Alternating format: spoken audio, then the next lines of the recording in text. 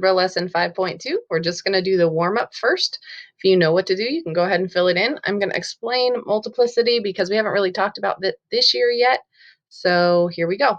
Looking at these pictures, I'm going to actually start with picture B because that's the simplest example. If you have a line or a curve that just goes straight through the x-axis, you have a 0 there. That has a multiplicity of 1. Because it's just crossing through. So even if you have like a quadratic, this has a multiplicity of 1 and this has a multiplicity of 1. So it doesn't have to be a straight line, but if it's just passing through, it has multiplicity 1.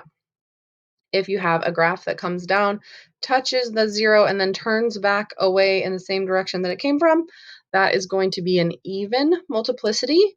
Usually 2, but it could be 4, 6, or 8 or something like that. But it's definitely even because it's coming back in the direction that it came from.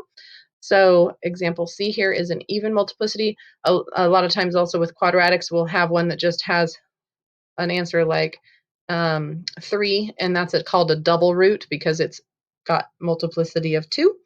But that's not required to be a 2. It could be a higher order polynomial with a lot more zeros. So it could be any even number.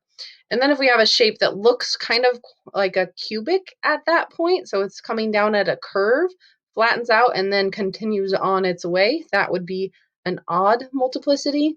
Usually, again, it's usually a 3, but it could be an odd number like 5, 7, 9, or higher if you have some crazy high order polynomial. So that's multiplicity. Now, part 2 of the warm-up is a matching activity, which is on end behavior, which we've done a few times in this class. So I think you should be able to do this. They present the equations to you in different ways. Some of them are graphs, some of them are equations. So you'll need to take a look at the equations and see what the highest degree is and its leading coefficient. So this one is a negative and an odd. So we know the ends will be doing something like this.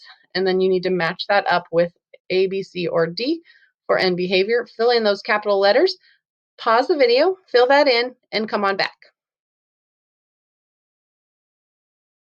All right, hopefully you've had a chance to fill them in.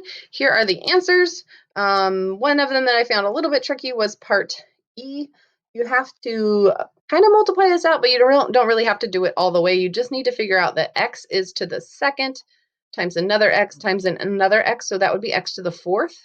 And the numbers in front of x are 1 and 1 and 1 and 4. So if I multiply all that together, I would get 4x to the fourth would be my leading term. So I don't have to do them all.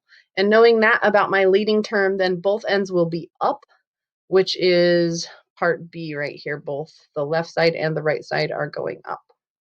So that concludes the warm-up, and I will be right back. Check on the next video for lesson 5.2.